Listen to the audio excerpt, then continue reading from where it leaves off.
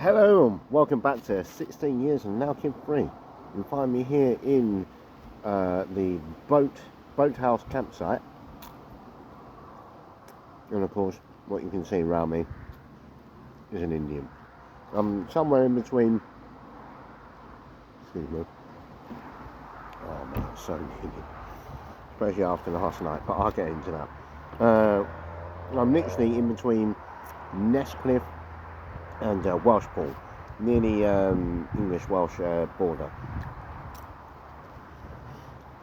When I have mint sauce down home, it's always white, and I'm not too sure why everywhere else it's like neon green. That's the poppadoms trying to take off. Don't take off, poppadoms, that's bad. Wow, what evening I had down in Cleninos. Yeah, I think I'm there. I'll get there one day, I really will, honestly. But yeah, I didn't plan for much of a night. I was going to go out for a steak dinner. I don't know why. Oh mate, I've got so much here. I've got a mixed tikka starter with lamb tikka, chicken tikka, and of course the kofti, which is absolutely beautiful. Just licking my fingers. A ghee naan over there, and most importantly, a sagaloo. Just to make sure. Stay. Oh, there we go. I've got the other mint sauce as well. Just to make sure you got something healthy. But me, I didn't plan on going out last night. I was going to go for a meal, and then I ended up getting the meat. It's a yellow one, this. It's just red down home, but there we go. Yeah, I got a pizza rather than the kebab or the steak dinner I was going to go for. I just got a small pizza, so I thought, sorry, I've got to do this.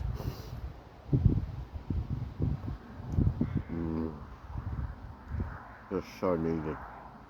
I didn't even ask for the poppadom, they gave that to me, along with the salad and everything else like that.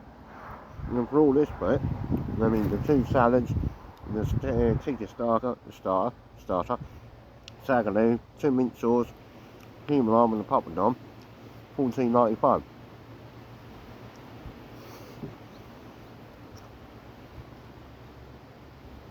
And that was just down the road at the Punch Bowl Tavern, where it's got an Indian slapped on the side.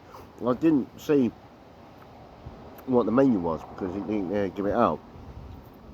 And I saw a review on Google saying about what was it, about having the best lamb rogan gosh that he's ever had. Well, I just thought that was like simple pub food.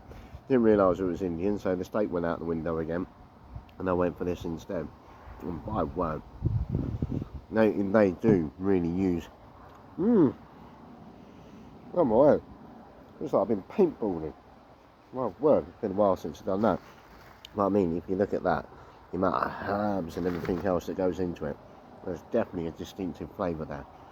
But yeah, that's just up the road. It was £13 for the night, and for me and William. You can bugger off, fly. There's some more mint sauce. I managed to get this mint sauce absolutely everywhere.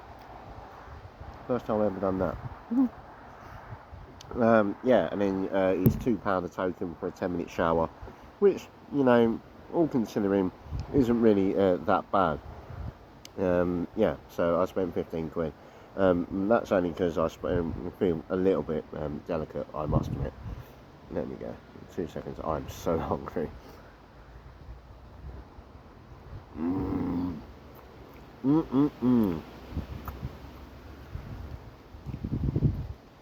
Can't beat that. My word, we've got great views. We're in the middle of nowhere. I'm right by the River Severn. I've got mint sauce everywhere. I've got Indian. I've got a beer because that coffee is quite spicy. And I had a great night out last night, as I was saying.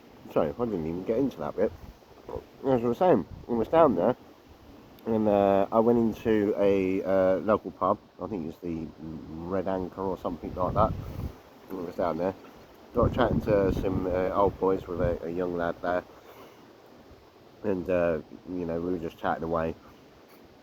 And I don't think the old boys like me too much. I think I've done too much adventuring, and they thought I was a bit of a, you know, whatever you call it.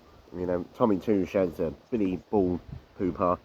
You know, you've been to Tenerife, they've been to Lemon Reef sort of person, but of course as you get to know me, you see what I've done, which I have proved wrong. You know, it ends up coming around. And then we went to the Whistling Badger, which is a great pub, I must admit. And I was chatting to him and a couple beforehand, and everything, and then they left, and ended up chatting to a young lass outside. And she's 19, and she was just meeting up with some friends after they went off to uni and they'd come back. And then I ended up chatting to the rest of the group. They were having, you know, it was a brilliant time. They were all really going in their different directions, and it was quite mad to listen to them. One's, you know, going off to work on an oil rig, another one has just come back. 2 seconds. Oh, hello again. We're back again. Yeah, another one has just been to a grand ball because she's going to Oxford, and she's been to one of them grand balls. You know, another person's going off to university as well. And you had another girl, I can't remember what she was doing, but she was off doing her own bits and pieces. And then you had the original lass that I was talking to outside. She was like, you know, they're all going off and doing their own bits, and I'm stuck in my own town. It was just like, there is always a group like that where, you know, and I always tell my children this time and time again, being a child and this expansive with your time is a very, very tiny part of your life. Very tiny part of your life. Now, my childhood years were absolutely tragic, to be honest. I went through a lot of operations, and I had parents that, you know, delighted on kicking the crap out of me. And it's just the way it is. I shouldn't say that, because they were always full speeding me as well. And I want to enjoy this food. And then, you know, in the teenage years, of course, it's your party years, you're rebellious and everything like that, along with me having the crap kicked out of me. And all my friends going, this shouldn't be right, this shouldn't be right. But anyway, and then you can get into later life. And when you get into later life, you start to realise what you're good at, what you can do. And that's a part of life. And bless her, she's like, you know, I don't want to say stuck, but she's with a boyfriend who lives with his parents, and she's begging to stay with him overnight rather than staying in a car, and he's saying no, and he's going off out and everything like that. And I just, bless her, I just wanted to, you know, cradle in my arms and say it's okay. I did it one week, really doing popping on. So well, guess what I'm eating next? Yeah, I just wanted to turn around and say, oh, you know, sorry, for tonight I'll book a hotel room, you can go and stay in that. But then I thought, do you know what?